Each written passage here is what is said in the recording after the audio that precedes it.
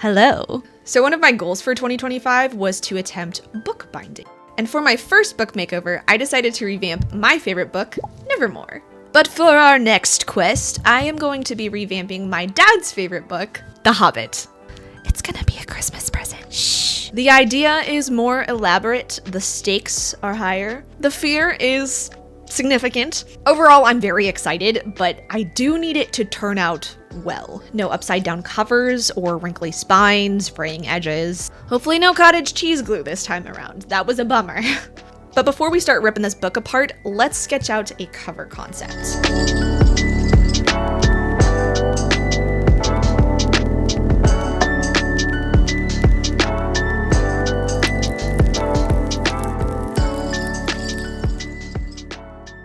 Two things. Number one, sorry for the icky voice and any ambient sniffling you might hear. The plague has struck, and I've spent the last week in bed like an immune-compromised Victorian child. And number two, if you're watching this, I'm guessing you're a pretty creative person, whether you're into photography, or baking, or writing, or, I don't know, maybe a little bit of everything. If that's you, then my newsletter is definitely your cup of tea, or coffee, if you prefer. Every week, you're gonna get basically a pen pal letter guaranteed to leave you feeling cozy, curious, or creative. So make sure to sign up for that via the link in the description if you wanna be pen pals with me. And without further ado, let's get to it. So I'd love to say that I'm a super organized project person with a streamlined process of brainstorming and thumbnailing, honing in on that top-notch idea and then executing it with excellence. But we both know that's not true. I am a parkour squirrel bouncing between various parts of the process and praying it all turns into something somewhat okay. But for this project, I really wanted to try. I wanted to explore a couple of different ideas to find the right composition. Bag end was a non-negotiable, of course, but where, oh where, would Bilbo be? Sitting on the front step, cozily smoking his pipe, grumpily answering the door when Gandalf knocks. At this point, I was unsure. I liked both ideas, and I needed to sit with them for a little bit. But we all know that once you start being creative, that creativity inevitably keeps flowing. And thus, another idea popped into my brain. Story time. So my dad and I read The Hobbit together back when I was around 10 or 11 years old, give or take. It took us a while, because little Allie and reading comprehension were not exactly friends, but I digress. So one night, I couldn't sleep. Burdened by a full bladder, a noisy brain, and quickly amounting frustration, I got up and went to the restroom. Apparently, I must have been crying louder than I thought I was, because my dad came and found me, tucked me back in bed, and retold me one of my favorite parts of the story: the dwarves cleaning up the kitchen. Now, we loved this part. It's hilarious. Rough, gruff dwarves tossing dishes back and forth in the home of a little OCD hobbit. What could be better? Anywho, after I finally chilled out, I fell asleep, and that was that. I couldn't forget this little memory, and I wanted to honor it in the book. Thus, the dwarf sketch. I think this might be my favorite part of the whole project, honestly. For one, I just think it's cute, but for two, it was probably the least frustrating part of the process. It just flowed without the frenzy. So I finished the sketch, and I was feeling pretty good about things. For now, that is. One of the things I learned between the first book rebind and the second book rebind is that the thickness of the end papers really matters. The first time around, I used a thicker, more cardstocky style of paper, and when I made my creases, it got kind of crackly in the middle. Not a huge deal, but I didn't want that happening with this one. I opted for more of a copy paper thickness, which was much easier to manage. I perused the aisles of the Merchant Michael, as Rachel Maxey would say, and found these super fun map papers. There were only 3 left, and I took them all. Based on the dimensions of the book, I could only get 1 end paper out of each, so I grabbed the 3rd for insurance. And thank goodness I did, because I immediately miscut the first one. The stakes were high, there was no more room for failure, and little did I know that missized end papers should have been the least of my worries. I was proud of myself. I did double, triple, and quadruple check that my end papers were in fact facing the right direction. You know, wouldn't have just been so embarrassing if the maps were upside down in comparison to the text block. What a tragedy that would have been. Anywho, I glued on the mole, the headband, and that little piece of paper that the tutorial said to do, but I have no idea what it does. But hey, I'm not the expert, as we'll soon see. So in the meantime, I'd also been finalizing a cover idea. A silly little peeking Bilbo with quirky eyebrows and a smoking pipe. It felt like the right vibe. What's that, Bilbo? You want to know if they've signed up for my newsletter yet? I know, we've given them ample opportunity to join the pen pal list. Coziness, curiosity, creativity, what more incentive could they possibly need? But in all seriousness, don't make me send Gandalf and his dwarves to come fetch you. Anywho, I was super excited to paint this design. I was pumped about the font, I was pumped about the silly little facial expression, pumped about the smoke, and the dotty spotty bits I would inevitably add later. Being excited about a project is half the battle, and if you can hold on to that passion and fervency, it'll carry you through the worst of times. And let me tell ya, all the worst of times we could have hit with this project, we hit them.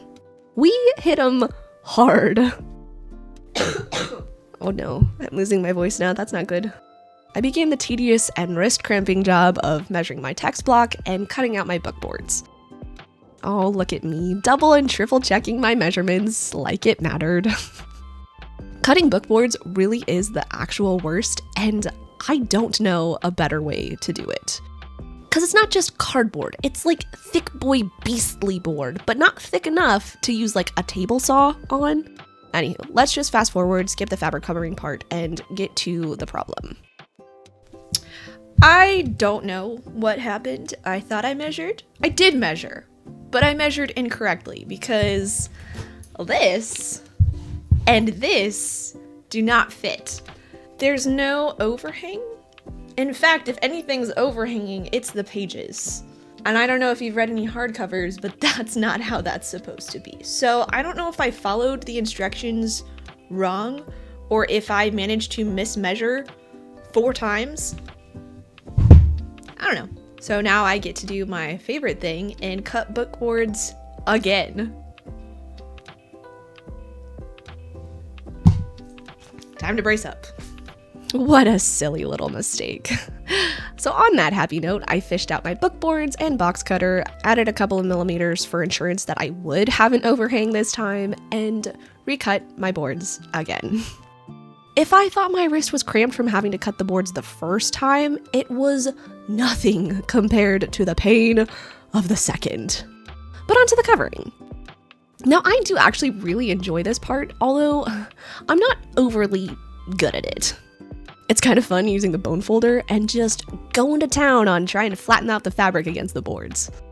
Unfortunately, we did end up with a few wrinkles. I don't know if this is an overgluing problem, an undergluing problem, or an Allie not knowing how to use a bone folder problem. Maybe all of the above, who knows?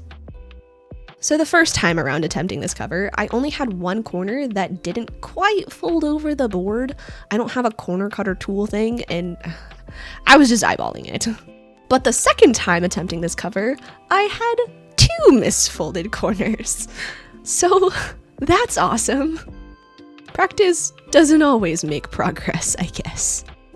So after letting the cover dry overnight, it was time to glue in the text block. I was meticulous here. I would not glue this in upside down. I couldn't. I'd already had too many mishaps and I was prepared this time. So I quintuple checked that my little front cover arrow was facing up and the back cover arrow was facing down. Success, mark that off the to-do list, shove it in the book press, and let it dry. Another overnight curing process, and this thing looks awesome. Messy corners and slightly wonky spine notwithstanding, it looked pretty good. I was happy and I was really excited to get to painting. But first, I had to transfer my sketch. So I smeared a bunch of graphite on the back of my printed off sketch, secured it to the cover, and began the finger cramping process of driving every single little line into the cover. Little did I know that here was the crucial mistake, the ruiner of all good things. And I wouldn't even realize it until like 2 weeks later when any hope of correction was so far in the rearview mirror.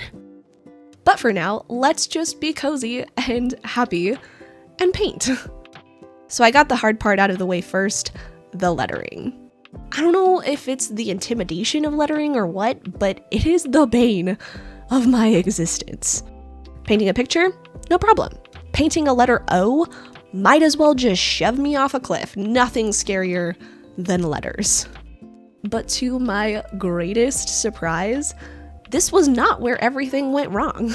In fact, I only had like one little hiccup with one of the letters, and overall, I was pretty happy with it. Now, we discussed in the first bookbinding video that I hate canvas. Can't stand it, don't know why, just do. There's something about putting a brush to the surface that just makes me want to claw my eyes out. Which is funny, because when it comes to paper, the more textured the surface, the more I enjoy painting on it. A paradox, if ever there was one.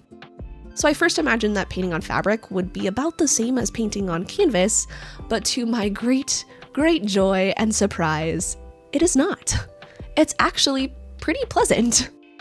It has enough grit to it that the paint doesn't just smush everywhere, but at the same time, it is fabric, so the colors can flow out a little bit more if you use a little bit more water. The color of the fabric can also impact the color of the paint, which is pretty cool if you're open to using thinner washes and playing around with some layering. Painting with acrylic gouache is definitely a different process from painting with regular gouache or poster colors, which is what I'm used to. There's no option to reactivate the paint if it dries on your palette, so I have to be a lot more mindful with my mixes. I also have to be more generous when I'm pouring out the paint because I need to mix up enough that I don't have to remix the same shade 74 times. I think as creatives, we get a little bit too in our heads sometimes about not being wasteful. Don't get me wrong, I'm not saying to just throw paint or paper or film rolls around like they don't cost money. But sometimes I think we avoid using our supplies because we're afraid of wasting them, and that's a much bigger problem, because that's when we're truly being wasteful. The only wasted supply is the one we never pick up because we're too afraid to use it. On a side note, I want to apologize for any large skips in the painting process. Long story short, my phone had like no storage space, and sacrifices had to be made in choosing what got filmed, so... Anywho, while we paint this grumpy little hobbit and his cozy little home, I wanted to have a bit of a catch up with y'all. Most of my recent videos have been more of a thought piece style, and those don't always leave a lot of room for just saying, Hey, how's life? Now, I don't know if you've noticed, but it's now 2026, so Happy New Year! This tends to be a season of goal setting, big motivation, and high spirits for a lot of people, myself included, and that's awesome. I love hearing about people wanting to make positive changes in their lives and about the good things that they want to carry with them into the new year. But recently I wrote a little community post sharing about feeling kind of directionless and honestly just kind of discouraged in several areas of life, and I wanted to expand on that a little bit. The new year always feels like this opportunity for a fresh start, and maybe this sounds very naive, but I wanted that to be the case for me. I wanted this to be the year that I get my head on straight, take action, and make some good and necessary changes in my life and my career and my creativity. But I'm gonna be honest, 2026 did not start off quite the way I was hoping. Instead of starting the new year with these solid, grand goals and a bang and running full speed ahead, I started it with a sad little poof and a trip to the ER. I was very sick for about a week and a half, and it was kind of the icing on the cake of discouragement, if you will. I couldn't even sketch for most of that time because I was either too out of it or too shaky from breathing treatments. But beyond simply being sick, I felt weary. Weary of feeling like every step I take is the wrong one. Weary of how fragile my body is and how it doesn't play by normal rules. Weary of feeling like every time I quote unquote catch up a bit, something, usually an illness, sets me back weeks behind. It just kind of felt like this monster on my shoulder saying, make all the plans you want, but nothing will ever come of them. I just sat there looking at all the ways that I can't keep up, and I'm not gonna lie, it was a really, really crummy place to be. I mentioned in the post that Hebrews 10:23 came up in my reading plan for that day, and it could not have come at a better time. It says, "Let us hold fast to the confession of our hope without wavering, for he who promised is faithful." It was a much needed reminder that my hope is not in my health, in my business, in my family, in my creativity. It's in Christ. It is his strength that keeps me going, not my own. Throughout all the illness, throughout all the frustration, throughout all the discouragement, throughout all of the not knowing where I'm going, he is still faithful and his promises are still true. So from there, I started to think a bit more clearly, a bit more hopefully. I started to remember that it's not about keeping up with other people. It's about stewarding the life I've been given at the pace I've been given to go, and it's okay that that pace looks different. It's okay if the goals I set this year look different or look smaller than someone else's. You know, I do want to be more intentional in my business this year, building some systems that account for the unpredictability of my health and cutting out the things that aren't working, being more focused and present when I'm working so I can actually produce something fruitful. But through that, I want to remember to have grace on myself and to remember that I don't have to see the full plan. I don't have to have all the things figured out. I just have to take the next right step. All this to say, if 2026 hasn't started off quite the way you thought it would, or even if it's been brilliant, I just want to encourage you to go at your own pace. Don't get so caught up in everyone else's goals that you miss the right ones for you. Don't get so caught up in achieving something that you forget to find joy in the little everyday moments. Have grace on yourself and take it one day at a time. As we're coming to the end of the painting process, we are also nearing the tragedy. But before I left my state of ignorant bliss, I decided to paint this little leafy detail on the spine. Don't know why, just thought it was cute. A lot of people have been asking me if I'll try painting on the page edges with one of these book rebinds, and to that I say, I don't know, man, maybe? I honestly don't even know if I could use gouache paint or if you have to buy a special kind of paint for that.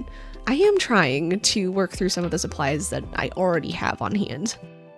And I'm not gonna lie, painted edges are very, very cool, but it feels like a lot of work for the part of the book that doesn't even face out on the shelf. Although I guess the same could be said for the cover, so I don't know. And speaking of the cover, I'm laughing because I'm trying really hard not to cry right now. I have made the biggest rookie mistake. Guys, it's upside down.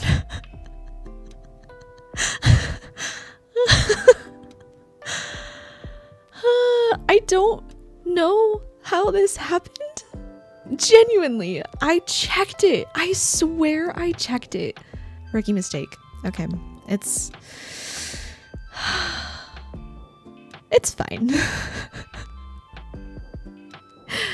Thankfully, he'll get a giggle out of it. I'm hoping. I hate myself right now. So, closing thoughts. Shocked and upset. I'm not gonna lie to you, I cried. Here's the thing. When I'm working on a creative project and it's just for me and the end result has no bearing on anybody else, mistakes can happen and I'll just be like, well, you know, That's a bummer, but what are you gonna do? but in this case, it wasn't just for me. It was a gift and it was upside freaking down.